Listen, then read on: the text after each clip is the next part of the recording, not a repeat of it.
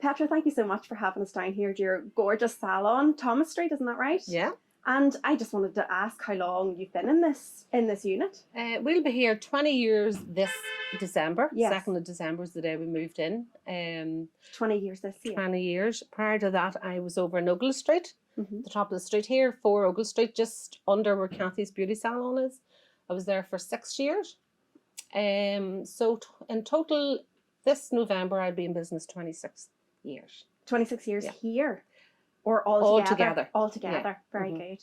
And your route then into business. So what age were you roughly? Don't give me your exact age. But... Oh, well, I've no problem. I'm 53, young, grown old disgracefully. I went to Dungannon Tack and done 2 years in hairdressing in Dungannon. Come home from there and worked for a girl called Mary Knight, and then went and worked for Brian Martins, and that would have been my big break. You know, he was bringing in all the latest cuts and colours and everything, really up to date. But I was never really properly trained as such until later on as in structure. I was always freehand, worked from the eye. In them days, you sat with a client with a magazine and you went through a hair magazine and you picked, you know, the hair cuts that you thought would suit them. Also today that it's a mobile phone, you're Googling, so things have really, really changed since I've been in business, but all for the good. Yes. Never really had a business plan as such, and I've been doing hairdressing now 37 years, and opened up on my own when I was 27. But never actually decided this is the way I'm going to run a salon. I've always kind of been driven on the passion of hair, doing a great job and been satisfied myself along with the client. The client obviously is very important, it's their hair, but I also had to feel as if I give that client 100%. And if the client wasn't sure, I never took it personal. You know, I worked and tweeted the style until she was comfortable too. But I took my work very, very serious and been quite... Always, Petra, from day one, you always took it really seriously, did you? It was just... Yeah, well, I think that's part of it. Yeah, because I was kind of... I was always reared up with the saying, Mummy always used an old saying, if you're going to do your job, you have to do it right. No half jobs in this house. Yeah. So, yeah, that was my motto then. And so every client got 110%. Through a default of my own, I ended up running behind in appointments and stuff, and sometimes that wasn't too nice. You're on the receiving end of keeping people late. Yeah. But once I got into the chair and they realised the benefit or the commitment that I had into pleasing them, you know, that kind of came good then. You know, they always left happy and they keep coming back, thank goodness. You know, I have been very blessed in Armagh with the support from local people and further afield, I have to say too. And what was it early days that you loved about it? It's clear, you know, that it is a passion. Is it the ability to be creative? Or? Using your hands. I have a great eye for colours and shapes, and not words was never, although I could talk you to death, but I wouldn't be very wordy or literal, but I would see something, I'd see it completely different than anybody else. So working with my hands was, you know, really get me excited to get my hands into somebody's hair and change their hair and work around their face. And oh my goodness, there's no feeling like it when it just flows. The whole thing just goes together. Yeah. Rather than pinning up in sections and, you know, been very structured. I prefer the free hand cutting. Yeah. Can do that now. At the early days, I wasn't trained that way. It was by the eye. But so you would have been trained in initially when you were starting to cut hair, was sectioning and taking it all quite bit by bit, was it? You were trained very briefly in the tack because you tend to do modules. Yes. You know, hair cutting, colouring, permanent and stuff like that. So you got a wee brief overview on the basic guidelines of cutting. Yeah. But it wouldn't have been enough to actually come out saying that I'm qualified. You had to put that into practice and experience, and I suppose my own energy kind of overflew that, because I'm very like, Yes. I do flow, and so when I come out, I just automatically went into tweaking the basic guidelines in with my own and cutting down the rules and not working with structure so much. When you were at school, even were you always creative? Did you always have that sort of hands-on I would have been really, really good in art. Art Yeah. would have been one of my favourite subjects. Yeah, and you know, even in my books, you know, everything was bordered off with red and blue lines across the top and fancy curly letters. And yeah, I suppose there was a bit of that going on in school as well. Was there anybody in your family that was in? Yeah, hairdressing. My aunt Kathleen was a hairdresser. That would have been my father's twin sister. She opened a salon way back in, I suppose it would have been early 70s, no, maybe the 60s, in Katy. She worked in Katy. But then when she had her kids, you know, it was pretty hard to do the both. So she then closed the salon down. And then Kathleen owns His and Hers up the street here, was here for a long, many year. Over, oh my goodness, I don't know how long Kathleen worked in the hairdressers. But His and Hers, it was called. I'm sure some people will remember that. And that would have been a cousins of my father. But not having said all that, my mother was a genius with her hair. Really? So when you think of it, maybe it's coming from both sides of the family. Yes. She never went to the hairdresser. She never could afford to go to the hairdresser. So she always done her hair herself. And my mum was called Mary Tennyson, and she was from Navan Street up here. And beautiful woman. So, yeah. So... yeah, it's obviously in the blood. Yeah, it was there somewhere, and that's maybe where you took your inspiration from then, early days. Yeah, Certainly I would have sounds watched like you were her inspired sitting by back her. combing Yes. her hair. I'd been sitting on the bed, and she'd sat, and she'd have back combed this hair up, and then she'd combed it back. It was them days of the beehives, you know. And then she'd sit and put her lipstick on, and I'm still like that with the lips. Yeah. Yeah. So yeah, I suppose that's where I first started to watch her create different shapes. Yes. With the hair. And being creative with her hair. Yeah. And then whenever you were in your 20s then and you were thinking, right, I've got some training, what was the sort of spark that made you want to go into business for yourself then? Do you know, I was never really ambitious that way. I just fell into it by pure fluke. There's a local businessman called Seamus Kearney, God rest his soul, he's passed away now. And Kathy from the beauty salon at the bottom of Ogle Street, she was renting above his premises in 4 Ogle Street. And he approached me to say he wanted a hairdressers downstairs, and he says, have you ever thought of going out on your own? I says, no. And he says, why, you know, is it something you'd be interested in? And I says, I haven't really thought about it. And that kind of ignited the thought.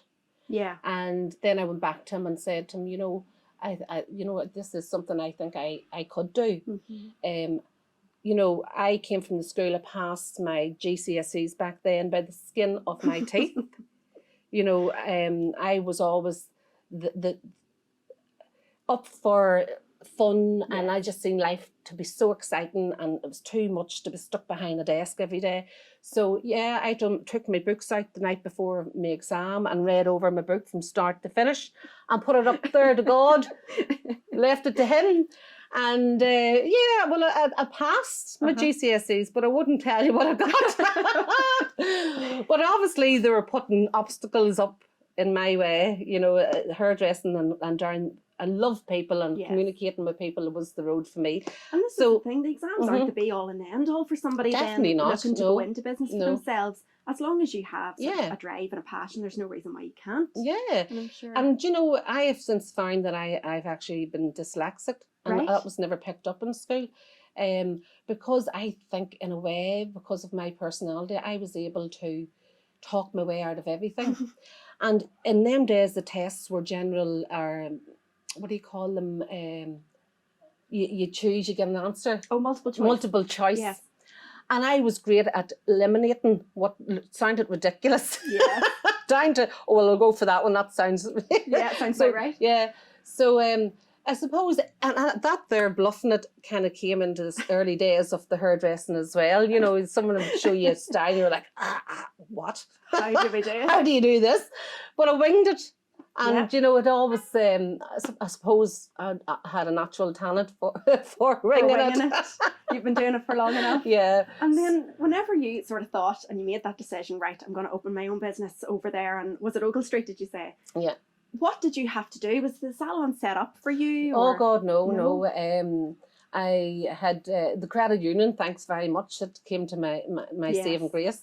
And but Seamus guided me with workmen. I didn't know who tailors were, you know, what tailors to use, plumbers, people like that. So he helped me with contacts, and just got a loan out of the credit union, and I opened up that business on 7,000. Really? That was the loan. Yeah. Gosh, you couldn't do that now. I don't think. No, It'd be hard. And that was actually. You know, but back then it wasn't like colour coordinated. There was tiles on the floor and there was paint on the walls, and you know, there was a key in the door. Yes. It wasn't like this salon that everything's, you know, colour coordinated and it all has to flow, you know, so it was completely different. But here it done the job. Exactly. And it was a starting point. And it was a starting point, and I hit the ground running and never looked back from that moment. It's really hard work, long hours, you know. I was working, oh my goodness, I would have been working 5 days a week with 2 late nights and a training night. So you're saying, so you did have, there would have been 3 12-hour days in that. Did you have staff from day one then? There would have been me and wee Dimpna Smith. Right. She would have been a wee girl that had I had worked with before, and she worked with me for about 10 years before she left and went to Dundalk. And then another girl then joined me, another stylist later on, when I was finding my feet a bit more. Yeah. And then my niece, Ciara, she's actually with me from the very start. She came in on her school uniform the Friday. I opened on a Friday, and arrived in after school and rolled up her sleeves, and she's been here since. Still here. She's here since, and she's just she came when she was about 14, and she's now 40. God bless her soul, sticking me all these years, and she's been a rock to me, absolute rock. Couldn't have done it without her. She's just been the steadfast, the steady one, the grounding one, while I flap all around the place, you know. Well, that's the thing, you know. I'm sure you would agree that when you go into business, you need those people around you, don't you? It's really hard to do it just by yourself unsupported. Yeah. And did you sound like you had a lot of people supporting you early days? Oh, yeah. Like, I mean, and you know, when you look back, it's all been women. Right.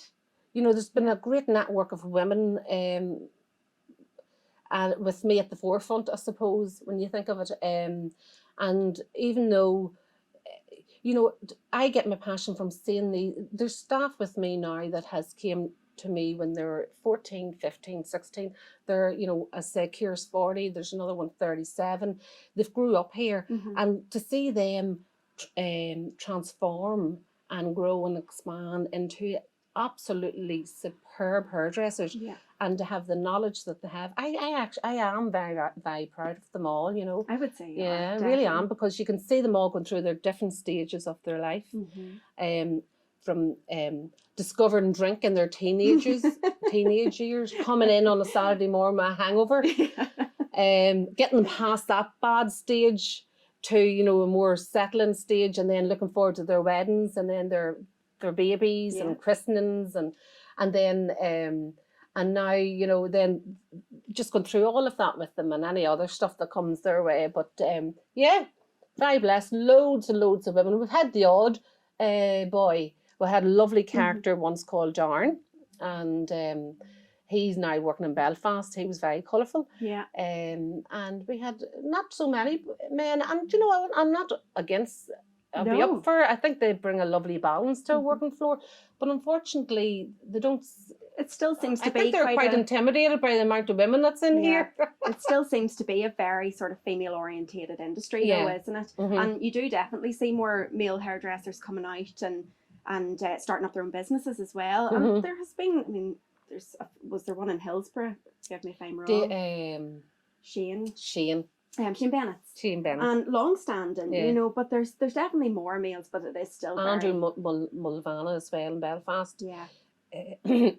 Will come to my mind. He's done really well for himself, you know. And then the girls that you have here working for you, you're doing sort of constant training with them, are you, Petra? What way does that work? We have a a massive training budget every year that we use for this, and it's put back into the training of the staff.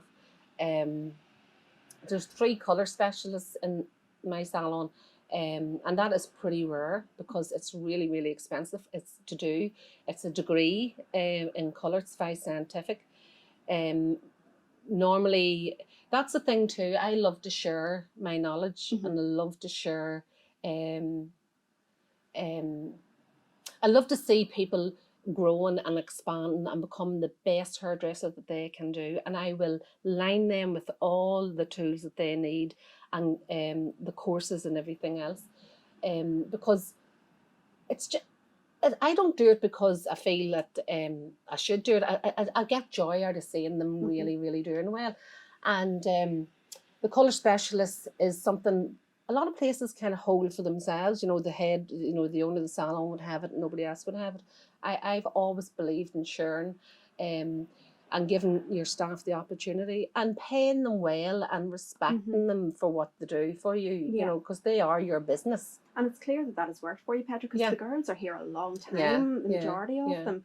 So and been flexible. You know, I was running the business and I was trying to get the balance between having a business and family, and this job is so demanding physically and mentally. And getting the balance between the two was a real struggle for me. So I don't want to see my staff struggling the way I struggled. So I am extremely flexible with hours, and I will work around them. Whatever suits them works for me. Yeah, and you know, it has worked. You're a very close-knit team. We are, I mean, you have quite a lot of nights out together and days away and things, which again, it just builds morale too, doesn't it? It helps keep the team close. We're like a very close family, and you know, you have members that come and go, but we still all stay in contact. You know, there's never any bad feelings. And a great believer in, you know, people bring something to you at the time, and you know, they're entitled to go off and do their own thing as well. Our journey's never on the same path forever. There'll be some people that will stop off earlier, and some people that comes the full road with you, and that's all good. And I'm actually really proud of myself for you have you know, in talking about myself in the respect that, you know, you train someone, you give them skills that they can travel the world with. They'll have it all their life. You know, you've given them a standard of life that they can go, and they're so well trained that they could work for anyone. And you know, we've had girls leaving and moving to different towns and working in salons that they're even better qualified than the actual person on the floor that owns the salon. So yeah, when I look back, I'm really proud of all that, you know, because you've helped people, and that's what I'm all about: empowering the women, empowering the feminine, and that's happening. The women's coming through, and this salon is very much that we're at the front line of, you know, helping any young girl or male, whatever, you know, but you know, bringing them through and bring them on a beautiful journey and setting them off to spread their wings. Exactly. Yeah. And would you get many that come from SRC on placement or things like that? Or? We do, yeah. That's probably how I would get most of my Saturday staff through placement from tax and stuff, you know. So they kind of come through, you know, you'd have them during the week, and then you'll know if they're a keeper. Yes. And then you usually introduce them into working for you on a Saturday, and then as other staff progress on the floor and move up, then your Saturday staff fill their shoes. Yes. Yeah. And would all the girls participate in training people? Yeah, we do. I normally do the cutting, Ciara does colouring, Natasha has trained, and Grace has trained. It's usually us four that do most of the training. But and again, I'm very visual. So Grace would be very structured, very literal. So she'll train more of that member staff that's more into the more literal and needs things drew out for them. I'm very visual, and I train the staff that kind of works with me that way. So we through the years, I've discovered you know, through what would you say? You're able to sort of cater for different learning styles, nearly, aren't you? With the staff that you have, you've all, like you say, you bring in something different. Each person brings something different. And if you have the good work ethic, and you want to stay in this salon, and you have that drive and passion, but you mightn't be an all-rounder. I will see that in you, and I see your strengths, and I'll empower you in them strengths and send you down that learning road for that particular thing, whether it's colouring, cutting, up styles, extensions. You know, I'll find your own wee niche, and I'll really zoom in on that. So you'll feel that you're on the same level as everybody else. There's nobody any better here. Some people might have more experience, but they share their experience with the staff. If there's staff, if there's customers coming in and there's a difficult colour, you know yourself, Kelly, everyone would stand around and talk and discuss that colour as a team. And so no one feels beneath anyone else. We share everything, we work together, and there's no one better than anyone. And we just want to see a good job, and we want to see the client looking her best, and most of all, them being happy with what they've got. And I was going to ask you, because your team is so cohesive here, you all work so well together, I was going to ask you, what do you think the secret is to that good teamwork? Do you think it is just that you're all so I would say equal, in a sense, that you do recognise that? Yeah. It's a hard one. You know, I think there's no bitchiness. Yes. You know, to be frank. And it doesn't come from the top down. And praise and treating people with respect. And see, everyone has different personalities. You'll have the chatty ones, you'll have the quiet ones, you'll have the drama queens. Is seeing them and allowing them to be themselves and not taking it personal. And so that somebody comes in and they're having a bad day, you know, to say, oh, you're like an imp today, aren't you? Yeah. What happened? You know, it's not like, yes. There's none of that. And then they'll come round. Yes. You know? Because as a boss, you do seem to be, you're so lighthearted, Petra. Yeah. And do you think that helps keep everything really grounded? Yeah. I hate having to be strict, and I have to be very honest. I don't have to speak to my staff very often. Very rarely, you know. On occasions, sometimes yes, but even at that, you know, you speak to them on a level of understanding and it's respect, really, and showing respect. Yeah, there's no, you know, coming down with I'm the boss and you'll do this. There's none of that, because you know, we're all here to have a good time. Yes. Not a bad time. And there's nothing that can't be fixed. You know, there's nothing that can't be solved. It just takes a wee bit of human nature and a wee bit of respect and understanding and passion. Yes, exactly. And over the years, all of this training and everything has bound to have led to some awards, have you?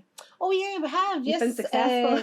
Yes. Oh, we have won the L'Oreal Colour Trophy region, which that was a real big bonus, because it was after that for such a long time. There's 111. And yes, your numbers. Yeah, and we have do you know what? I've just taken a blank. Your awards. It's not about awards. You see, I've actually just taken a blank. We have won awards. Unfortunately, I can't remember them. Oh, we won the Ulster Tatler. There's that many, Petra. We won the Ulster Tatler. We've won business. I've won Businesswoman of the Year. Yeah.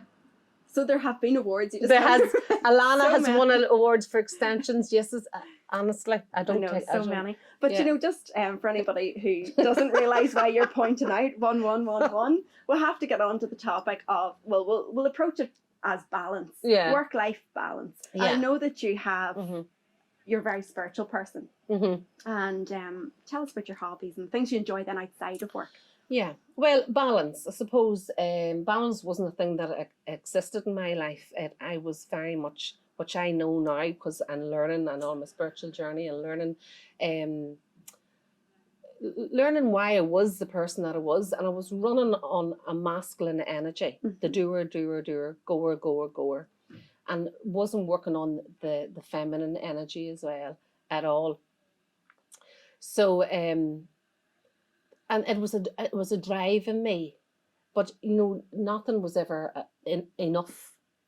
You know, you would reach one challenge and you're looking for another one.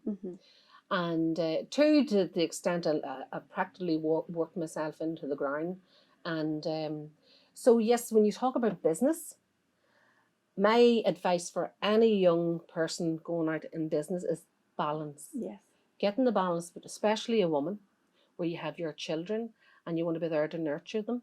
You want to grow them. You want them to grow up as rounded and perfect as they possibly can, and you want to give them the tools to go out into the big world. And when you're working 50 hours plus a week and having 3 kids, that was a real challenge. So I found that my kids were seeing the worst in me. They were seeing me coming home tired, drained, exhausted, and they were only seeing a shell of me. So balance has been the turnaround for me, where I am now. As a person, as a boss, as a wife, as a mother, I have found balance in my life, and that's through my energy medicine. Yes. I have two or 3 years ago, I started on a course of self-healing, and in that I was learning how out of balance I was. We have feminine energy and we have masculine energy. And if you're in one more than the other, you either be too high all the time, or you be too low, or you're standing off and putting off and things like that. So having your energy in line is so important to achieving contentness and happiness within. It's not the material things.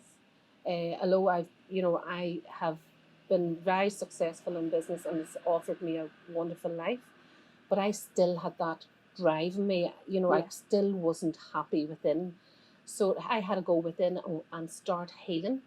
And healing just, you know, lifetime traumas and even ancestral traumas. And that was a shamanic course that I took upon, energy medicine and shamanic. And I finished my master's there recently in June, and I'm starting my teachers in October. And what was that in, Petra? It's a pretty new, it's called Mystic Healing and Shamanism. And it's a very new course. It's run by Cissy Williams. And Cissy Williams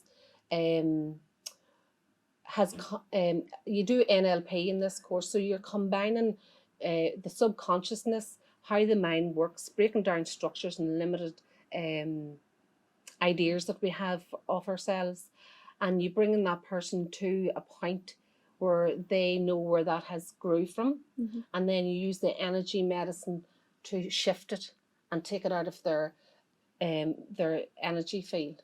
We hold that within.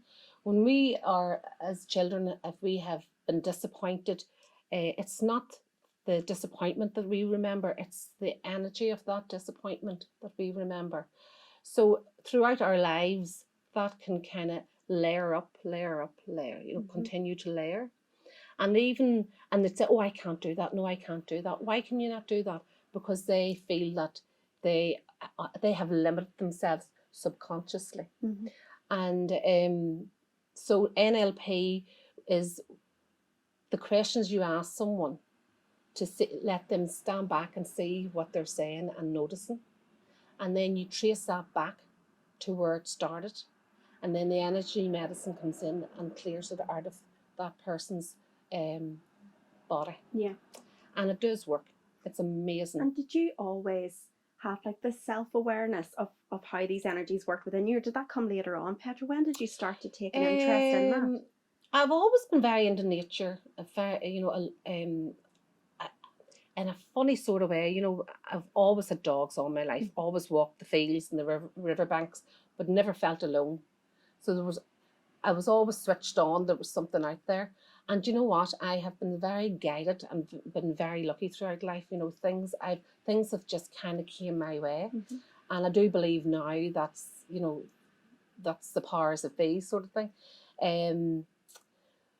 So there's a customer that bought me a book called Angels in My Hair for Christmas. And I remember reading this book and my hands were getting hot. They were heating up and my heart was going, and the feeling, it was just amazing. It was like, yes, I understand this. And then there was another book by Eileen McCourt called Living the Magic. And it was an amazing book. That Angels in My Hair connected to my heart. Yes. And then I got another book from another customer the following year for Christmas, and it was called Living the Magic. And it was more of a spiritual book for beginners. And when I was reading it, it just totally made sense to me. And it just kind of started from there. Then I went and actively found out who Eileen was. She lives in Warren Point. So that was great. Made contact with her, and she taught Reiki. So I ended up doing my Reiki 1 and 2 with her and different types of attunements. And this has gone on now 10, 15 years. So this was all part of my self-healing, connecting to my body, not living in my head, listening to my pains and aches, instead of saying, where's the paracetamol, and that led me then to Cissy Williams. And this is very new, and it's I can't tell you how magic it is, how it works.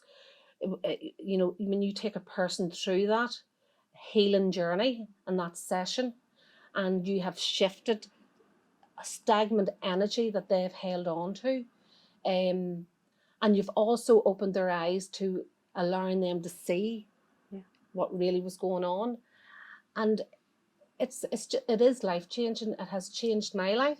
I am in a really happy place now. I'm very grounded, very level. I don't tend to worry. We wake up in the mornings and we feel nausea or stressed, and then your head goes into story. What am I stressed about? And then you think, oh yes, it's that. And then you magnify in that, and then that's what you stick your mind to all day. And that feeling that comes up in the morning when you awaken, that is the stagnant energy that we have suppressed, that we have never allowed to come up and deal with. So that's what this energy medicine is all about.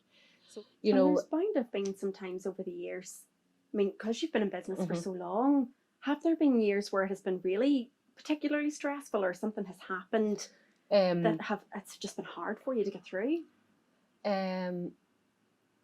When I was having my babies, I didn't take time off. I took very few. I would have worked up to practically the day they were born. I had a couple of weeks off. I had sections, so that would have been. And I can remember with Jude, my last wee boy, sitting up after being sectioned with the laptop doing the PYEs. You weren't. Yeah. Oh, Petra. Completely nuts. Yeah. Nobody else could do that. I had to do that. It was the control. Yeah. So but my early days created me, but I ended up using that in a positive way. Yes.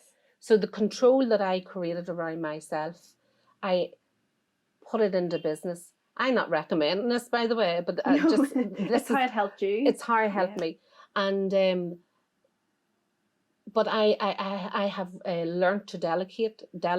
I've learned to step back and hand over responsibility to my staff, and they obviously they would learn from me as well. They've been on this journey with me, so they can see the change. They can see, but I always had that great care of the people around me, and looking after them and putting them before me sometimes, which wasn't. So I've learned in that respect to start being kinder to myself. Yeah. I was great at looking after everyone else, but I never looked after myself. I came down the list. My health came down the list. My physical health, my mental health.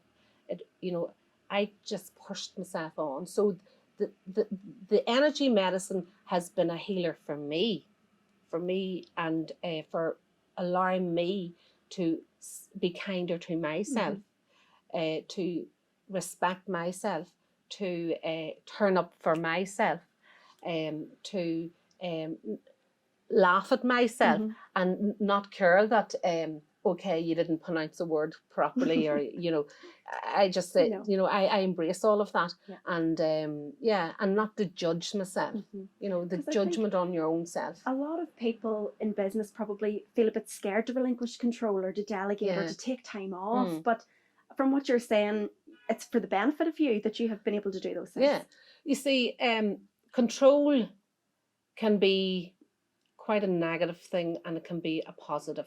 My control was coming from my experiences as a child. So I was controlling my environment. And it was a very safe environment and a very pretty, beautiful environment. This salon to work in is a lovely place. It wasn't a dark, dingy, horrible place to be, because I am generally a very light, bright person, and I create that energy. So, but as everyone was enjoying that, I never give myself time out. Yeah. So it was finding the balance of creating that time out for me, and stepping back and being kinder to myself.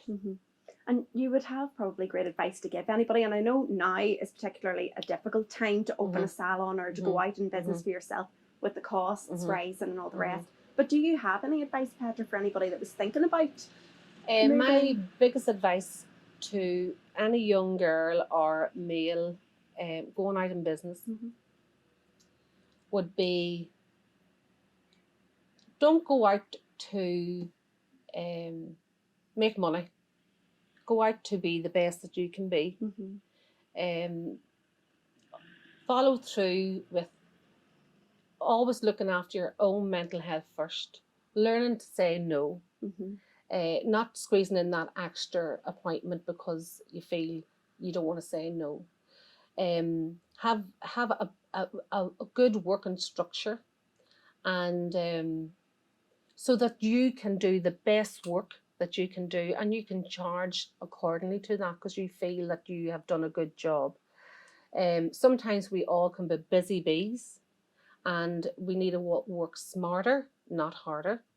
And you want to be able to see yourself in 30 years' time, being fit and well physically, to enjoy your retirement.